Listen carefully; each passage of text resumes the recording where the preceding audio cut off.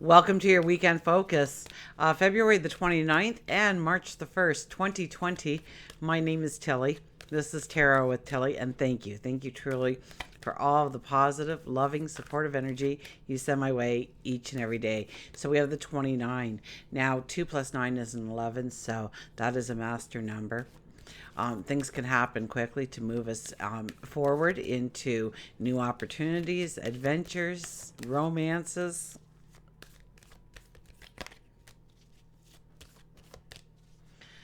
And then March the 1st is a 1. So it is the adventure, the new beginnings, the new starts. If we add up the numerology of the days, February the 29th, 2020, comes to a 17. And that's the star. That's making the impossible possible. That's believing in yourself, your dreams, your desires, of having the courage to step into them and see them. Something happen that maybe it's unexpected, maybe you've been working hard at it, but something happens to actually move you a step forward in the direction that you want to go. 1 plus 7 is an 8, and that is your strength. That is your integrity. And the 8 usually asks us to have an action behind our thoughts, behind our dreams, behind our goals. Now, if we add up March the 1st, 2020, it also comes to an 8, but it's a solid 8. So we are standing even stronger. We need to stand more and more within our integrity. We need to put more of an action plan towards that. Now, we have the sun in Pisces, which is more of a dream state rather than an action state. The moon begins in Taurus. I don't think it moves into Gemini until later in the afternoon on the Sunday, on the 1st. So we may find our energy actually gearing up as the weekend is winding down. Let's see what the cards have to say for us.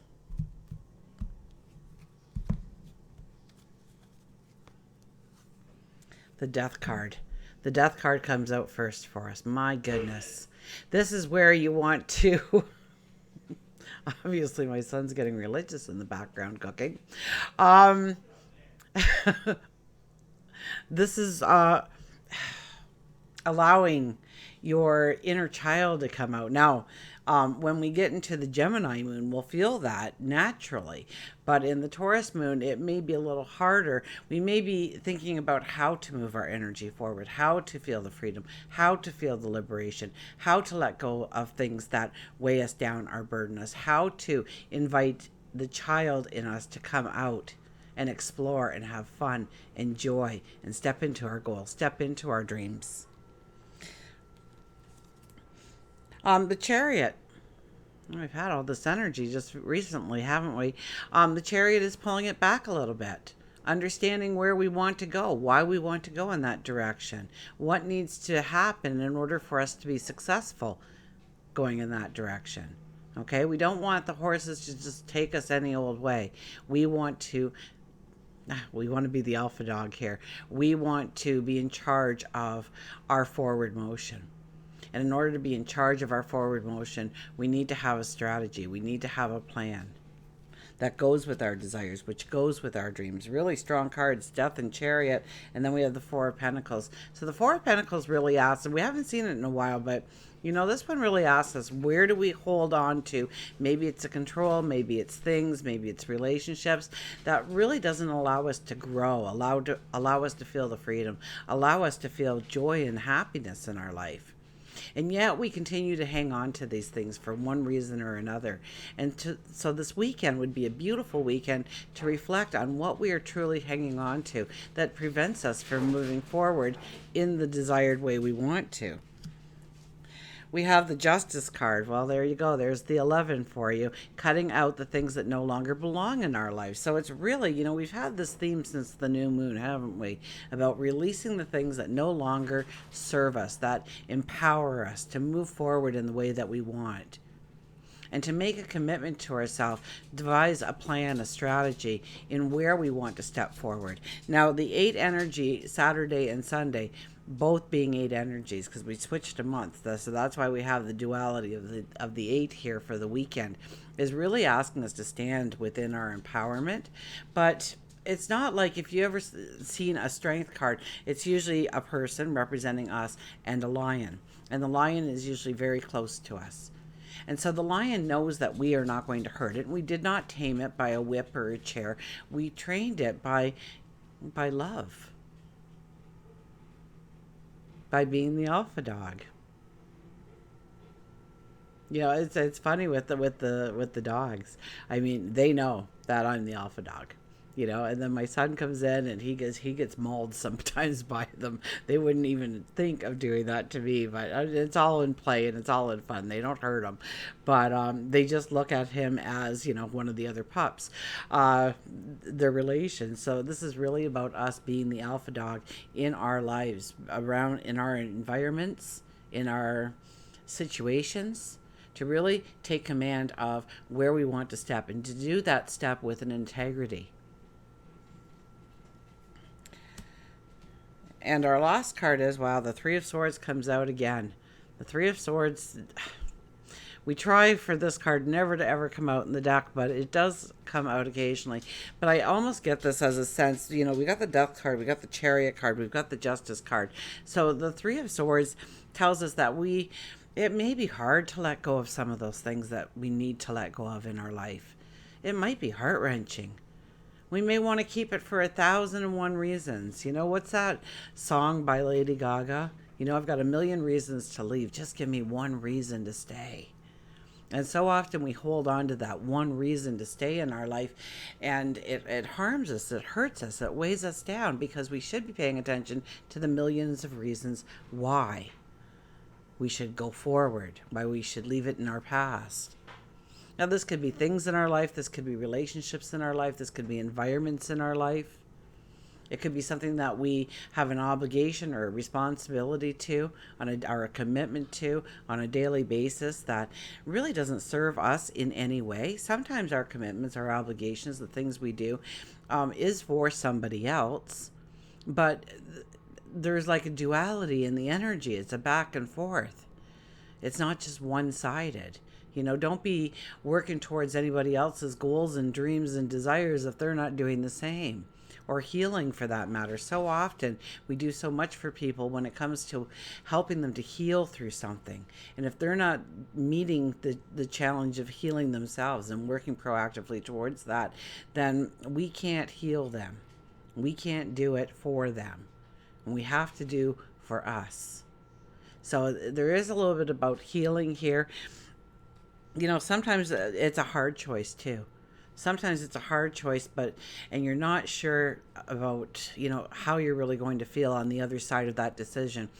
And after that decision has finally been made and you take the necessary steps, you feel this lightness. You feel this burden being lifted from you. You feel this smile starting to twitch on your face and coming to life.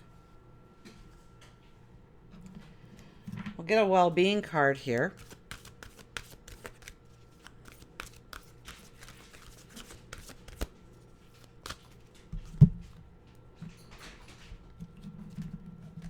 The main event isn't the destination, it's my joyous journey. And so often we get on a goal and, man, you know, we want to lose that 10 pounds and we're jumping on the scales every single day and we're not moving, you know, or it's moving a fraction. Like, we can't measure it unless we get something that really has a wacky looking dial to it, or numbers to it. Maybe we'll need the decimal point in order to really feel like we're getting somewhere. And we get discouraged sometimes when we're constantly checking off the box of, what did we do today? How did we do it? Were we successful? Were we not successful? My computer just did that thing, but I think I know a way around it. So I'm just going to keep going. I think if I keep going, it stays in this influx. So we're just going to keep going. Hopefully we'll get the whole video. If not, I guess I'll start back at the well-being card for you and you'll know it. So the main event isn't the destination, it's my joyous journey. It's about making the journey wonderful. Memories, growing memories, making memories, creating memories. And not measuring yourself as much as you are enjoying the steps you're taking. So I don't think this is a weekend where we really need to measure and weigh out what we've done and what we haven't done. And it's more of realizing that we can make the impossible possible through our very joy and happiness at doing what we love doing. Maybe it's donating your time within the community in some way. Maybe it's brushing up your resume. Maybe it's meeting some new people, joining some new event. Maybe it's taking some time for ourselves, for meditation, reflection, prayer, writing in our journals, giving up gratitude. You did not come forth seeking assignments to complete. You came forth for reason to flow and to love and enjoy life. Even though you will return home at the end of any vacation, the idea of your holiday is not to complete it as quickly as possible so that you can check it off your list. The idea of your vacation and of this life experience is to have a joyous experience. So think of your weekend more of a little mini vacation, and you're not trying to get to the end of it. You're not trying to get to the goal. You're not trying to get to completing some task or memento. You hit the 10 pounds, or you're jogging now 5 kilometers a day or 5 miles a day, or gosh, I take my hat off to you if you are. But more about enjoying going for the jog and breathing in nature and feeling the ground with your feet, feeling the wind in your hair, feeling your blood pumping, feeling your breath going in and out and in and out. And the trees you pass, the birds you pass, the wildlife you pass, the people that you pass that smile to you and you smile back. The song that you're listening to motivate you, to raise your energy. So how can you implement that this weekend in your life? And we'll get an animal card, of course. Hope I'm still with you. We'll see. It's Mercury retrograde, so anything's possible.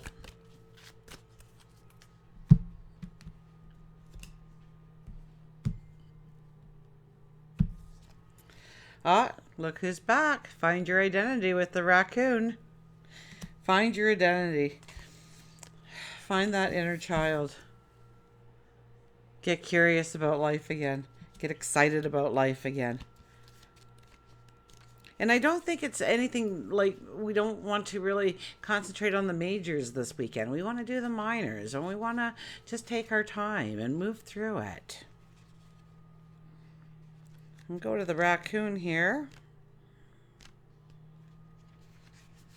Hiding mirror right, destiny. A person often meets his destiny on the road he took to avoid it. Raccoon tells you are hiding from your true self, and all too often we lose our identity.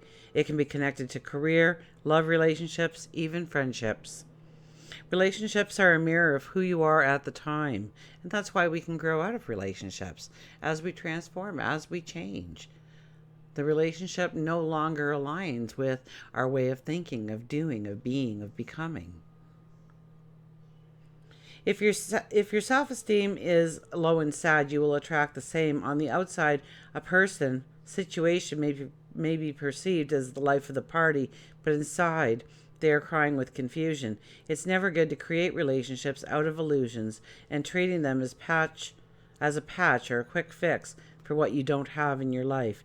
They are supposed to be a complement to who you are and help you grow, both of you, or all of you, if taking it in the context of friends, co-workers, or career.